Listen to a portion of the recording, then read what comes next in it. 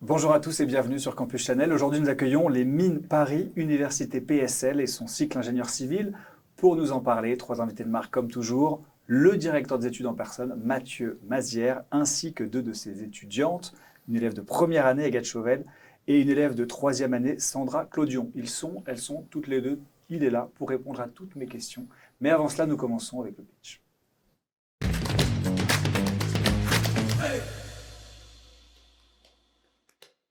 Le pitch, c'est donc 60 secondes, Mathieu, pendant lesquelles vous allez nous présenter les Mines Paris dans les grandes lignes. Je vous écoute. Avec plaisir. Donc bonjour à toutes et à tous d'abord. Pour commencer, donc j'aimerais avoir une petite pensée pour tous les élèves qui sont en train de passer les oraux des concours justement. Ça a commencé il y a une dizaine de jours là. Et ils sont dans nos établissements et d'autres en train de finir, on va dire, la longue route de la classe préparatoire. Et je voulais leur dire donc qu'ils ont fait le bon choix. Ils ont fait le bon choix de faire des sciences, ils ont fait le bon choix de faire une classe prépa, de passer les concours et de se destiner à une carrière d'ingénieur parce que ce qui les attend derrière, à peu près quel que soit le résultat qu'ils vont avoir durant ces concours, c'est d'aller dans une école comme la nôtre, et on va en parler pendant une demi-heure là, où ils vont s'épanouir, où ils vont mûrir, où ils vont apprendre plein de choses géniales, et où ils vont sortir derrière en ayant comme rôle, comme charge, comme mission et comme défi d'affronter les grands défis qui les attendent dans le 21e siècle, et notamment tout ce qui concerne le défi climatique.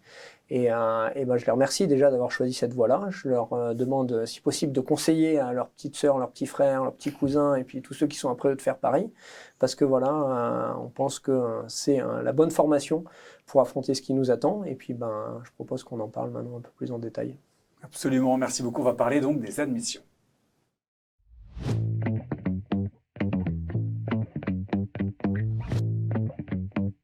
Vous l'avez dit dans le pitch, Mathieu, vous formez des ingénieurs du 21e siècle. Oui. Alors je me demandais quelle différence avec un ingénieur du 20e siècle. Principalement, elle est sur cette question climatique, au sens où pendant des années, l'ingénieur avait pour mission d'optimiser la fabrication d'un produit, d'une application, prendre une voiture ou bien un logiciel, c'est un peu les mêmes concepts, par rapport à des concepts qui étaient essentiellement en termes de performance pure, mécanique, vitesse, etc., et économique. Et en fait, à aucun moment, assez récemment finalement, on s'est posé la question de l'impact que ça pouvait avoir sur la planète en termes de consommation de ressources, en termes de consommation d'énergie, en termes de dégradation de l'environnement.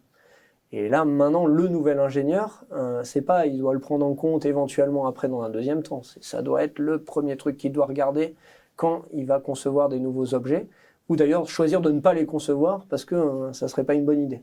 Et c'est là où c'est un changement de paradigme complet. C'est-à-dire qu'il ne va pas forcément aller vers des performances qui sont purement, on va dire, économiques et physiques. Il va aussi devoir avoir une autre facette de la physique qui est économiser les ressources. Mathieu en parlait au début, une pensée pour ces personnes qui passent les oraux. L'an dernier, tu étais donc dans cette situation-là. Alors, quel conseil tu aurais aimé recevoir, justement? Qu'est-ce que tu aurais aimé qu'on te dise? Ou pour te rassurer, ou pour t'inquiéter, je ne sais pas. Qu'il faut avoir confiance en soi. C'est vraiment important. Et surtout, la période des oraux, je trouve que l'environnement dans lequel on le passe est très important. C'est-à-dire que si on se rajoute du stress supplémentaire sur les logements ou en dehors des oraux, il faut vraiment réussir à se poser. Moi, j'écoutais de la musique classique, ça me rassurait. Je marchais pas mal aussi et je trouve ça vraiment important. Quel compositeur? De tout. J'avoue que j'avais une playlist Spotify que je lançais. C'était pour peut-être m'inspirer certains qui auraient pu, c'est des morceaux qui marchent, qu'on les écoute et ça permet d'être admis. Est-ce que vous pourriez me décrire le candidat idéal, Mathieu? S'il y en a un, bien sûr. C'est compliqué comme question, là. Je sais pas. Vous avez une piste? Pas mieux, d'accord. Non, après, je pense que c'est vraiment très très vrai ce que dit Agathe, c'est-à-dire qu'en gros, le travail, il est fait. Les élèves, quand ils arrivent à quelques jours de passer les oraux, c'est pas là où ils vont pouvoir acquérir des connaissances en maths ou en physique supplémentaires qui vont leur permettre de briller le jour J. Par contre, d'arriver en ayant bien dormi, en ayant bien mangé et en ayant un peu l'esprit sain et détendu, c'est hyper important. Donc c'est vrai que faire du sport ou juste marcher, s'aérer, aller se promener dans les bois, dans la forêt, le contact avec la nature. Il paraît que ça fait beaucoup de bien, en fait, on se rend pas compte à quel point. Donc Donc voilà, le candidat idéal, c'est celui qui arrive en ayant un état d'esprit détendu et apaisé. Ce qui n'est pas forcément évident, forcément. J'imagine. Des concours. Alors du coup, un conseil aussi d'une 3e année qui a déjà toute l'expérience, la maturité. Moi, ça remonte un peu plus loin là quand même, mais je suis assez d'accord avec Agathe sur la partie environnement, se mettre dans les meilleures conditions possibles, bien dormir, bien manger, si possible. Moi, j'avais beaucoup de chance. Mon copain venait me voir tous les soirs, on dînait ensemble. Enfin, essayer de se ménager des espaces de détente, ça sert à rien d'avoir ses fiches en livre de chevet. Honnêtement, c'est se rajouter du stress inutile. Et oui, je pense que à ce moment-là, c'est plutôt vraiment se mettre en condition et y aller confiant et sûr de soi, même parfois quand on l'est pas trop. Ça marche, on a compris. Fake it till you make it, hein, façon jusqu'à ce qu'on y arrive. Est-ce qu'il est facile, peut-être pour motiver justement les étudiants, leur donner une motivation supplémentaire, est-ce que c'est facile de passer de la prépa au rythme mine Paris? Est-ce que c'est simple adaptation? Est-ce que l'école t'aide dans ce sens-là aussi? On est beaucoup aidé par l'école. Il y a une période de transition qui est marquée par l'intégration. C'est vrai que pendant 2 ans, on était vraiment dans cette petite bulle où on faisait que travailler, on n'avait pas du tout un regard sur le monde complet. Et là, on est lancé dans Paris. On a des cours. Alors, au premier semestre, ça ressemble un petit peu à ce qu'on a pu faire en prépa, mais on a quand même des cours qui sont très différents. On va s'ouvrir sur autre chose que des sciences. Et même au-delà de ça, on retrouve quelque part un caractère qu'on n'avait pas avant. Je trouvais que pendant les 2 ans de prépa, on n'a pas vraiment de personnalité parce qu'on fait que travailler. Et quand on arrive en école, la première chose qu'on nous dit, c'est on vous accepte tel que vous êtes. Et c'est aussi dire, ça y est, vous allez pouvoir vous redécouvrir, vous apprendre. Et donc, il y a une petite période de transition dans les premiers mois où, au fur et à mesure, on redécouvre plein de choses. Alors, on va voir justement comment l'école vous a aidé à vous révéler à vous-même, hein, deviens qui tu es d'une certaine manière, comme dirait un célèbre philosophe. En attendant, c'est les clichés.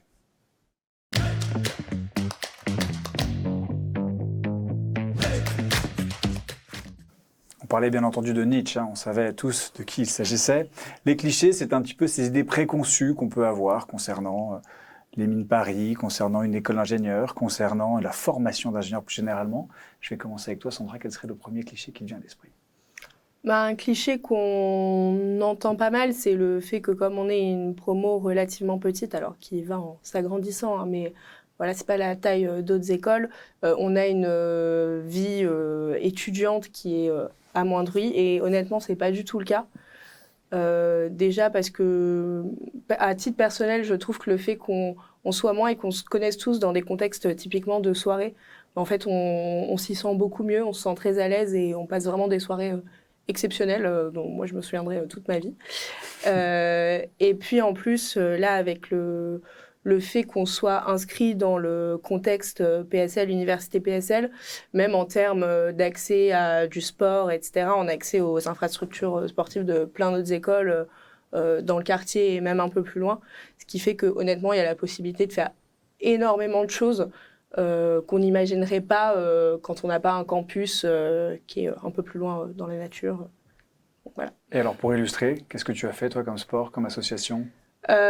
Alors moi, sport, j'en ai pas fait beaucoup dans le cadre de PSL. Par contre, un exemple qui me vient où j'ai vachement profité de PSL, c'est que je suis allée faire une semaine de cours de cinéma à la Fémis. Je les embrasse, ils étaient très cool. Donc voilà, voilà, quelque chose auquel on n'aurait peut-être pas pu penser. Et voilà, j'ai rencontré des étudiants au cinéma avec lesquels je m'entends hyper bien et j'apprends d'eux quand je vais les voir.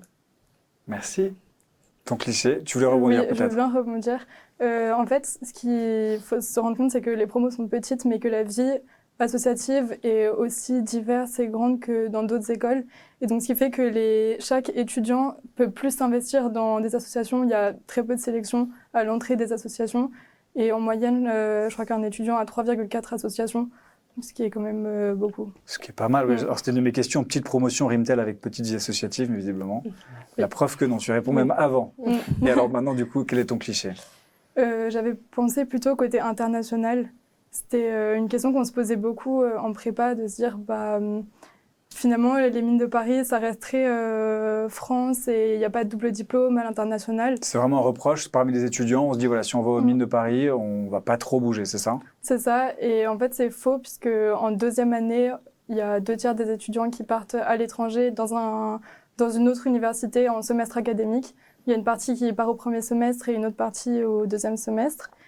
Et pour partir à l'étranger, il n'y a à nouveau pas énormément de sélection vu qu'on n'est pas très nombreux et qu'il y a énormément de choix de destinations. J'ai des amis qui vont en Chine, j'en ai qui vont en Amérique du Sud, il y en a qui vont en Europe, un peu partout. Donc voilà, grande diversité. Et à nouveau, après, en césure, on a la possibilité de partir. Et là, c'est quasiment tout le monde qui part à l'étranger. Tu vas partir? Oui. Tu vas partir Enfin, où? pas l'année prochaine, mais en césure. Et tu sais où tu veux partir? Pas encore. Pas encore. Mathieu, votre cliché? Troisième cliché. Ouais, absolument. Du coup, pour compléter un peu, souvent on dit qu'on est une école où on travaille beaucoup. C'est pas faux. C'est pas complètement faux. C'est pas qu'un cliché. Mais non, je dirais plutôt que on est une école où on travaille encore, surtout. C'est-à-dire que par rapport à d'autres établissements où ce qu'on peut entendre là pour la peine, c'est qu'il y a une différence massive avec la prépa qui fait que les élèves sont même un peu perdus de plus avoir tellement d'activité intellectuelle et de stimulation même intellectuelle. Nous, on a fait le choix, hein, et c'est assumé complètement que les élèves, on continue à leur apprendre des choses parce qu'on pense qu'ils ont encore plein de choses à apprendre.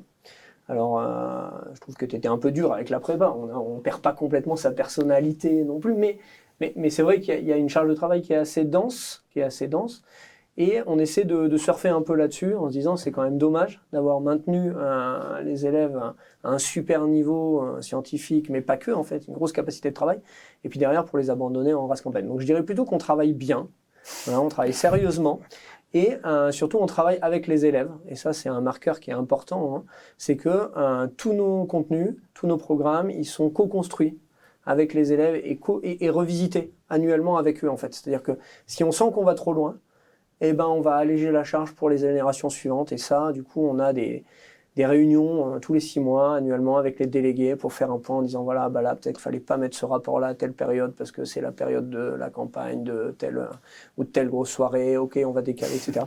Donc, on fait beaucoup ce travail-là, en fait, pour co-construire, en fait, et dire, oui, vous allez travailler. Par contre, on va adapter avec vous aussi par rapport aux périodes de l'année pour que ce soit vivable et que vous en profitiez au maximum. Alors justement, ce programme, c'est ce qu'on va découvrir là, avec la rubrique suivante, le programme et la vie étudiante.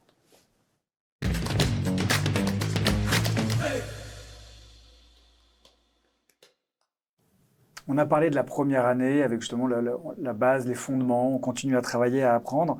On va faire un saut en 3e année, 17 options réparties en 3 grands thèmes. Est-ce que c'est un programme généraliste ou un programme spécialisé? Alors c'est un concept un peu particulier, c'est le concept de la spécialisation généraliste. Très bien, allons-y. Voilà. Donc plongeons dans la spécialisation généraliste. On n'a pas le temps de refaire toute l'histoire, hein, mais le concept de base, c'est que dans les années 50-60, en fait, nos précurseurs se sont rendus compte que des nouvelles technologies émergeaient régulièrement et qu'en fait, on ne pouvait pas préparer les élèves à des technologies qui, de toute façon, arriveraient après leur sortie de l'école. Par contre, on pouvait les préparer en disant, voilà, quand il y a une technologie qui existe, qu'est-ce qu'il faut savoir maîtriser? Et donc, on va faire un panorama qui est très large, qui va du scientifique au technique, même au socio-économique, en fait, sur un domaine donné.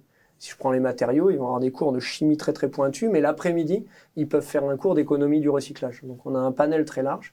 Et l'idée, c'est de les préparer parce que s'ils doivent se reconvertir, et par la suite, on le voit dans leur carrière, ils vont faire 5 ou 6 domaines différents, bah, ils sont aptes à ça en fait, parce qu'ils sont aptes à sauter comme ça d'un secteur à l'autre plus facilement. D'où le concept. D'où la spécialisation généraliste. Parfait. En 2e année, on a la possibilité d'un double diplôme ou bien d'un échange universitaire. Est-ce qu'il faut prévoir une année d'études supplémentaires? Tous les doubles diplômes, oui, hein, de base, il y a souvent des années supplémentaires. Après, nous, on a construit quasiment tous nos accords de telle manière à ce que ça essaie de tenir en 4 ans ou 4 ans et demi. Ce qui fait qu'ils sont tous ensemble la première année. Ils sont ensemble une partie de la 2e année, moyennant les échanges dont parlait Agathe tout à l'heure. Après, ils partent tous, ou toutes, généralement. Et puis, ils reviennent quasiment faire leur 3e année ensemble. Enfin, on essaie de retrouver, au moins à plusieurs endroits du cursus, ces esprits de promo. Parce que c'est important, hein, je pense que c'est plus Sandra qui peut répondre, de conserver sur une longue période des amitiés et des moments qu'ils vont partager ensemble en fait. Et alors, avant de solliciter ton avis, la différence entre le double diplôme et le double cursus? Non, c'est pareil. C'est pareil. Il n'y a pas des compétences en architecture qu'on peut aller chercher justement, développer? Alors en fait, c'est plutôt que de base, un double diplôme devrait être systématiquement pour prendre 2 compétences différentes en fait. D'accord. Voilà. Après, il se trouve qu'il y a certains, ce qu'on appelle double diplôme qui se font entre ingénierie et ingénierie. là, la plus-value est peut-être moins évidente, en fait, à moins d'aller chercher vraiment une spécialisation quelque part. Alors, Une autre spécialisation. on parlait du fait que justement, tu es en troisième année, le lien intergénérationnel. Quel lien tu entretiens avec tes élèves de première ou de deuxième année? Est-ce qu'il y a vraiment cette, comment dire, cette cohésion familiale? Alors, bon, c'est sûr qu'on est d'abord très soudés avec sa promo. D'accord. Mais c'est vrai nous, on a un système au mine. Bon, je pense qu'il y a dans d'autres écoles, mais c'est vrai qu'on a un système notamment de parrainage qui fait que on est très attaché à des élèves des promos d'au-dessus, des promos d'en dessous. Régulièrement, je sais qu'il y en a qui se font, enfin moi ça m'arrive aussi, on fait des dîners de famille, donc comme ça sur plusieurs générations de mineurs et de mineuses. Et honnêtement, c'est vrai que c'est hyper cool. Enfin, aussi du fait qu'on soit une petite promo, on a justement la possibilité de connaître des gens en dehors de sa propre promotion. Donc c'est vraiment super sympa. Si tu devais avoir un regret sur ces 3 années, ce serait lequel? Parce on parle des mines Paris comme quelque chose de... C'est pas la bonne question. Bah, non, mais c'est... Elle est passée, il y a eu le Covid. Covid. Ah, la liste, elle va être longue. Ouais, je peux. Alors, je le mets à l'inverse. Quel a été ton meilleur moment sur 3 années? Une anecdote qui décrit vraiment pour toi ton expérience au sein des mines Paris. C'est dur. Le meilleur moment des 3 années. Alors, ça ne veut pas dire que les autres... C'est difficile. Ok. Je peux prendre les soirées dans leur ensemble? Ça marche? C'est toi qui sais. Ouais, bah, je dirais... je vais en donner deux. On va dire en événement festif... peut-être la soirée qu'on a fait au sein de l'école cette année, qui était vraiment, vraiment très chouette, où on était très nombreux. Et en événement, on va dire, plus scolaire, il y a eu le séminaire cette année, organisé par des élèves de troisième année, donc de ma promotion, qui était intitulé Démocratie et transition, et au cours duquel on a eu énormément d'intervenants sur des sujets en rapport avec l'environnement, mais de manière assez diverse, et c'était vraiment passionnant. C'était... Moi, je sais que ça m'a fait changer mes comportements sur certaines choses et que je suis pas la seule dans la promotion.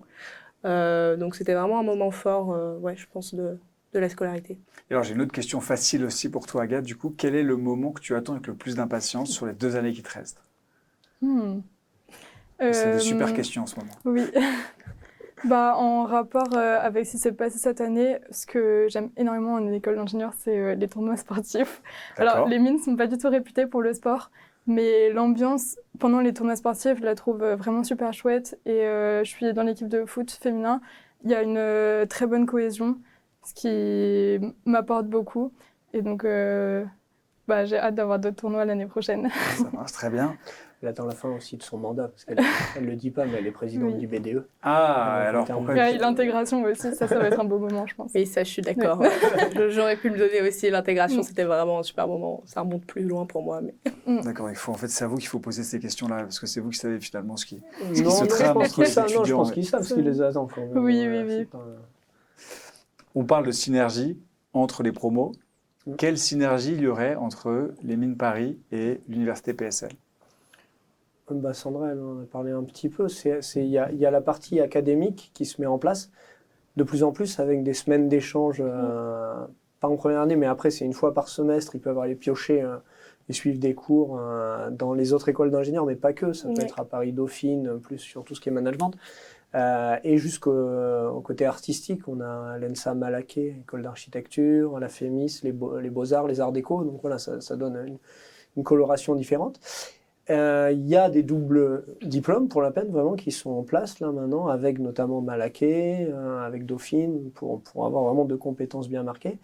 Et puis après il y a la vie plus associative, sportive, festive qui elle aussi se développe de plus en plus et des services mutualisés communs. Par exemple, PSL a mis à disposition un service de santé qui est absolument génial parce qu'ils ont accès à de la télémédecine 24/24 gratuitement en fait, pris en charge par l'université. Ça tout seul, on aurait eu du mal à le mettre en place par exemple. Et c'est sûr que c'est assez utile et assez utilisé. Et puis il y a une dimension d'étudiants qu'on n'a pas encore abordée, je dirais que je les appellerais les ingénieurs entrepreneurs, ceux qui souhaiteraient marcher dans les traces d'Elon Musk, peut-être, je ne sais pas, avec d'autres valeurs, j'en sais rien, ça sera à vous de le dire, mais quelle place est faite à ces ingénieurs justement qui veulent devenir entrepreneurs? Alors il y a une option, je ne sais pas, mais toi tu n'étais pas dedans. Non, moi je ne suis pas... Il y a une option, une des spécialités généralistes à 3e année autour de l'innovation et de l'entrepreneuriat. Après, il y a la possibilité pendant la césure d'y consacrer une partie conséquente si on a un projet bien abouti. Puis si on remonte en deuxième année, il y a la possibilité de faire 2 mois spécifiques là-dessus sur un pré-projet. Et puis avant ça encore, mais ça c'est plus Agathe qui peut en parler, elle l'a fait récemment, il y a une semaine d'initiation pour tout le monde à l'entrepreneuriat en première année. On t'écoute, Agathe. Oui. Donc c'est une semaine en février où on a des conférences le matin sur soit des anciens élèves qui ont monté leur start-up et qui la présentent ou des investisseurs. Ensuite, pendant toute la journée, on va préparer un projet en petits groupes autour de différentes thématiques. Donc moi, j'étais dans la thématique culture et sport et on travaillait sur le télétravail et les problèmes que ça engendre en termes de santé mentale et physique. Et on va essayer de trouver des solutions via des startups à ces différents problèmes. Donc pour ça, on est encadré par... alors nous, c'était 2 personnes qui avaient monté leur startup. Et on a la semaine où ils vont vraiment nous encourager à aller appeler plein de gens, se renseigner. On se rend compte que l'entrepreneuriat, il y a une grosse phase de se renseigner avant de chercher des solutions techniques. Et à la fin de la semaine, une fois que on a bien cerné l'idée et on a un vrai projet, on va le présenter à des investisseurs qui vont ensuite faire une petite sélection au sein de chaque pôle. Et à la fin, il y a 4 projets qui sont sélectionnés, qui vont à nouveau passer devant un jury. Et un projet va ressortir gagnant. Et ton projet, c'était ? Nous, c'était une intelligence artificielle qui regardait le temps qu'on passait sur les différents logiciels et qui analysait notre rythme de vie pour nous proposer des pauses à tel ou tel moment ou nous encourager à aller faire du sport, à aller faire nos courses. À jouer au foot. À jouer au foot. Dernière question avant de passer au qui suis-je. Quelle dimension pédagogique t'a le plus marqué ? C'est-à-dire quel changement, justement, tu parlais de cette prépa où finalement vous ne laissez pas forcément exister en tant que vous-même vers les Mines Paris. Et là, quelle différence pédagogique tu as pu remarquer où tu t'es dit ça c'est vraiment un changement vraiment positif et tu as pu l'expérimenter du coup ? La première qui m'a vraiment marquée, c'est sur une matière en elle-même qu'on n'avait pas du tout en prépa. C'était l'UE Terre et Société, dans lesquels on avait des cours de Jean-Marc Jancovici, où on est vraiment sensibilisé au réchauffement climatique et aux différents outils qu'il faudrait mettre en place pour y faire face. Aussi, qu'est-ce qui se passe en fait vraiment sur la Terre. Tout simplement. Et donc, voilà. Et c'est là où on se rend compte on a eu beaucoup de réflexions même entre étudiants de qu'est-ce que nous on peut apporter en tant qu'ingénieurs au réchauffement climatique, ou plutôt comment on peut lutter. Oui, c'est l'objectif. Absolument. De contribuer, on est d'accord. On dit souvent qu'une image vaut mieux qu'un long discours, et c'est pour ça qu'on a inventé le qui suis-je.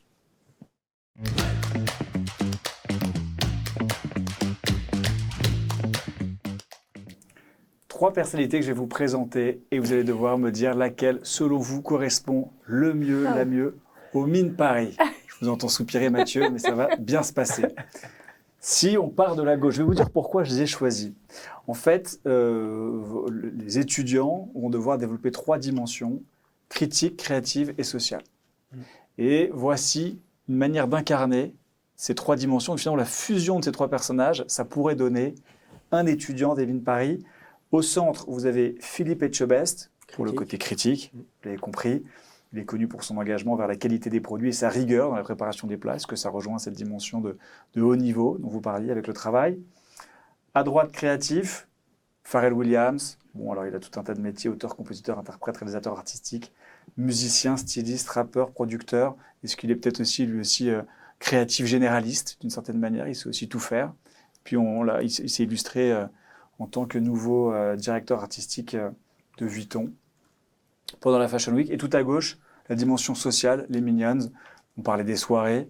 Je crois que c'est en général pas les derniers à s'y rendre. Voilà pour ma sélection. Sandra, qui choisirais-tu pour représenter les Mines Paris? Tu as le choix des armes, c'est une chance. C'est vrai. Allez, je vais prendre Pharrell parce qu'il m'inspire. Allons sur Pharrell. Je vais prendre Pharrell. Oui, parce que le côté créatif, ça va rejoindre un petit peu... Alors déjà, le côté touche à tout, je pense que c'est vraiment un atout de notre formation. Agathe en a déjà parlé, on a effectivement des cours qui sont scientifiques, surtout en première année, donc des maths, de la physique, de l'informatique, mais c'est vrai qu'on a aussi donc des cours énergie et climat, on a des cours de sociologie, on a beaucoup de cours de langue aussi. À titre personnel, j'ai fait du chinois et du japonais aux mines. Mais il y a aussi de l'hébreu, de l'italien, de l'arabe, de la langue des signes française, je crois, depuis cette année. Donc voilà, énormément de choses. En deuxième année, on fait énormément de projets. Enfin voilà, on a vraiment un côté très touche à tout, je pense, qui nous permet après de faire plein de choses différentes selon nos appétences. Et aussi, alors peut-être ça rejoint aussi ce dont on parlait, mais avec le côté entrepreneur, moi j'ai pas cette fibre-là personnellement, mais c'est vrai que notamment sur mes camarades des promotions d'au-dessus, je sais qu'il y a eu des belles histoires, pas mal de startups qui se sont lancées sur différents sujets. Je pense à Théophile et Federico notamment récemment, fait une startup dans la mode, voilà, pour justement réduire l'empreinte environnementale de la mode. Donc on est dans le thème. Donc voilà, quoi dire d'autre C'est déjà bien. C'est déjà très inspirant. Agathe, non, normalement il reste plus Pharrell, mais si jamais tu peux le reprendre. Oui. Moi je prendrais les mignons. Très bien. Pour la dimension sociable. Je sais pas si je joue au foot, mais. Je crois pas. Pourquoi les mignons comme ça. On pourrait faire une soirée mignon. C'est vrai, il y a un petit jeu de mots. Oui, donc pourquoi ? Parce que la dimension sociable est très importante aux mines. On l'a dit, c'est petite promo, donc esprit très familial, on se parle beaucoup. Et surtout, grâce à la résidence étudiante, il y a des couloirs où les portes sont tout le temps ouvertes, donc ça passe d'une chambre à l'autre, on n'est jamais tout seul.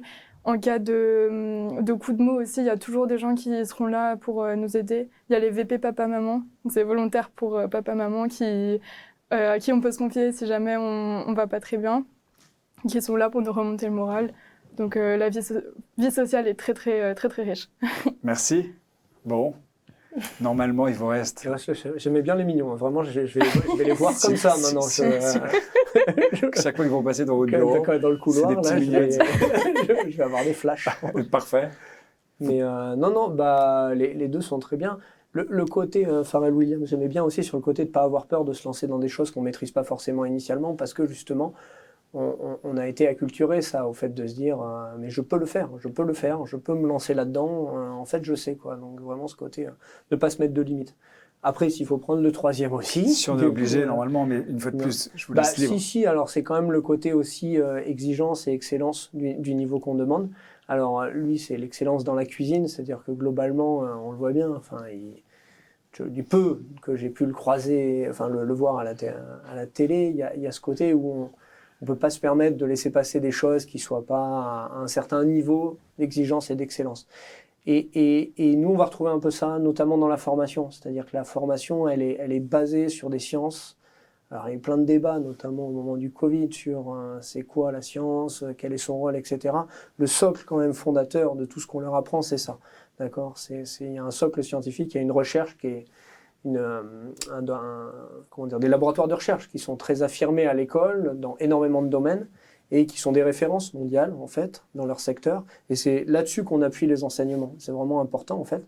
Sinon, on en vient à dire n'importe quoi assez facilement, en fait. Donc voilà, c'est ce côté un peu exigeant. La cuisine qu'on leur sert tous les jours en salle de classe, elle est de ce niveau-là. Voilà. Ou du moins, on veut qu'elle soit de ce niveau-là. Chaque étudiant aura choisi son menu avec sa composition, bien évidemment. Mais avant cela, et après cela plutôt, c'est les débouchés.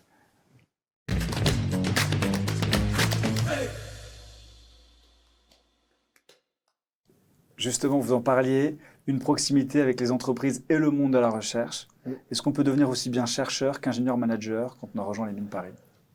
Oui, clairement. Alors après, il faudra Sandra complète éventuellement, mais c'est c'est un des marqueurs et des avantages de ce type d'école. Je dis souvent, mais il ne faut pas le prendre de manière péjorative, c'est l'école pour ceux qui ne savent pas encore ce qu'ils veulent faire. Alors c'est un peu bizarre de le vendre comme ça, mais en vrai, ça permet vraiment tous les débouchés. Ça permet de faire énormément de choses en sortie, et là, c'est encore un peu restreint. C'est-à-dire que derrière, on voit là, avec par exemple les deux jeunes qui ont monté une start-up dans le domaine de la mode, mais ça peut aller plus loin. On a d'anciens élèves qui sont journalistes, qui sont chanteurs lyriques, régisseurs de théâtre, qui sont allés vers vraiment énormément de domaines, parce que c'est une formation qui est très complète et qui permet un peu tout. Et donc notamment, à la fois l'entreprise un peu traditionnelle et le monde de la recherche plus classique ou l'enseignement. Mais c'est encore qu'un petit bout. Ce qui est commun, c'est les valeurs après qu'on leur inculque dans ce qu'ils vont faire derrière, en termes, encore une fois, d'exigence et d'excellence scientifique. Et puis un petit peu là, notamment depuis quelques années, de volonté de faire du bien à la planète. Tu confirmes que tu as découvert ce que tu voulais faire au fil de ces 3 années? Oui, moi je suis arrivée, je savais vraiment pas ce que je faisais. Enfin, Ce que je fais. non, vraiment, hein, je suis allée en prépa parce que je savais pas trop ce que je voulais faire. J'ai pris une école d'ingénieur généraliste parce que je savais pas trop non plus ce que je voulais faire. Et en fait, oui, j'ai découvert au mines, en fait, je me suis découvert un intérêt pour le secteur de la santé. Et un peu par hasard, au fur et à mesure des enseignements divers qu'on nous a inculqués. J'ai énormément de camarades qui, du coup, partent aussi sur des domaines plutôt énergie, environnement, notamment avec tous les cours qu'on a. Donc oui, honnêtement, c'est pas grave d'arriver en n'ayant aucune idée de ce qu'on veut faire. On était vraiment très nombreux. Il y en a qui sont toujours pas hyper au clair maintenant, mais vraiment, C'est plus tard. Voilà, non, mais honnêtement, l'école est là pour ça aussi. Donc ça, c'était pour les changements professionnels. Et dans les changements personnels, comment ta personnalité a évolué entre le moment où tu es rentrée et la 3e année, puisqu'on parlait justement de devenir qui l'on était? Je pense que grâce à l'école, j'ai pris un peu plus confiance en moi, notamment avec la césure qui nous permet de faire des stages, etc. et de nous rendre compte qu'on est capable de faire peut-être un peu plus que ce à quoi on s'attendait. Il y a eu aussi on va dire un éveil sur les considérations environnementales. On est tous à peu près au courant en arrivant à l'école, mais je pense que par les enseignements qu'on reçoit ici et les discussions qu'on a avec les camarades, on se pousse aussi à faire un peu mieux et dans notre quotidien. Et je pense que sur ça, j'ai pas mal changé aussi. Les entreprises, elles pensent quoi de vos étudiants? Parce que vous les formez à tout faire, mais est-ce que les entreprises les recrutent?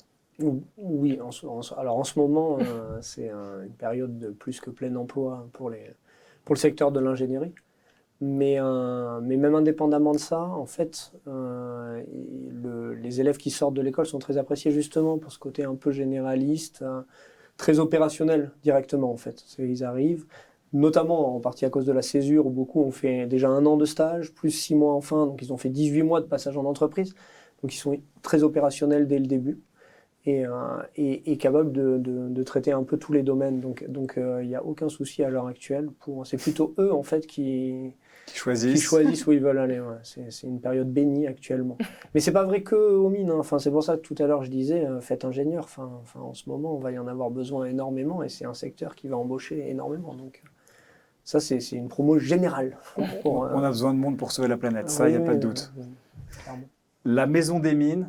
Le quartier latin, alors le quartier latin comme ça fait rêver, mais en général le quartier latin c'est bien mais c'est cher. Est-ce qu'on vous aide à vous loger? Oui, il y a la résidence étudiante qui à partir de cette année est ouverte à tous les premières années. Et ensuite 2e année, 3e année, c'est en fonction de la distance au logement. Donc en général les Parisiens sont chez leurs parents ou dans des colocations et les provinciaux logent à la résidence. Et la résidence est vraiment pas chère.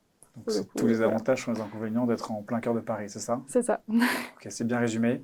C'est déjà le moment de passer au temps additionnel.